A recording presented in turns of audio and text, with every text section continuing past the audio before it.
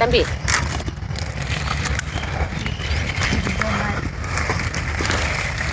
Beetroot கிழங்கு அறுவடைக்கு வந்துருச்சு. நட்டு 70 நாள் ஆகுது. இப்போ வந்து அறுக்கிறதுக்கு வந்திருக்கிறாங்க. பாருங்க, எல்லாம் கிழங்கா இருக்கிறாங்க. நட்டது, களை எடுத்தது, பயிர் கிளச்சது, உரம் போட்டது எல்லாம் என் வீடியோவில் நான் போட்டிருக்கிறேன், பார்த்துருக்குறீங்க. 70 நாளைக்கு பிறகு பீட்ரூட்டு அறுவடைக்கு வந்துருச்சு. இன்றைக்கி விலை வந்து பீட்ரூட்டு 10 நாளைக்கு முன்னால் 400 ரூபா தான் விற்றுச்சு, 80 கிலோ. அதுக்கு முன்னால் 4000 ரூபா விற்றுச்சு. 10 நாளைக்கு முன்னால் வரைக்கும் 400 ரூபா 80 கிலோ விற்றுச்சு. ரொம்ப கஷ்டத்தில் இருந்தோம். இப்போ வந்து 900 ரூபாய்க்கு விற்கிது. 80 கிலோ 900 ரூபாய்ன்னு நான் அறுக்கிறேன்.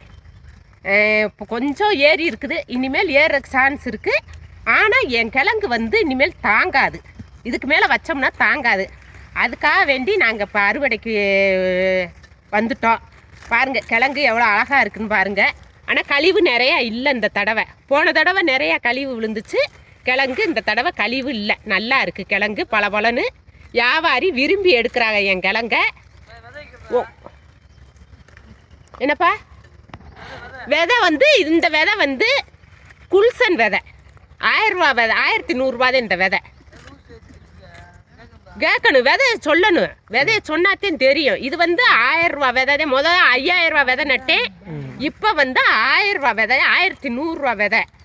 நல்லா இருக்குது, மகசூல் நல்லா இருக்குது குல்சன் விதை. வேற என்ன சொல்லணுமாப்பா? நீங்கள் கேட்டு சொல்லலாம். அடுத்த வீடியோ பார்ப்போங்க.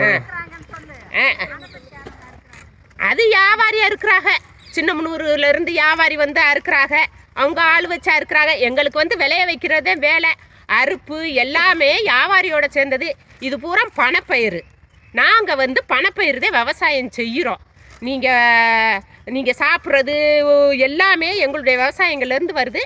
நீங்கள் விவசாயத்தை நேசிங்க, விவசாய வீடியோவை பாருங்கள், விவசாயத்துக்கு லைக் போடுங்க, என் சேனலுக்கு சப்ஸ்கிரைப் பண்ணுங்கள், கமெண்ட் பண்ணுங்கள். பீட்ரூட் கிழங்கு வேணுமுன்னா கமெண்ட் பண்ணுங்கள், நான் அனுப்பி வைக்கிறேன். பாய், வணக்கம்.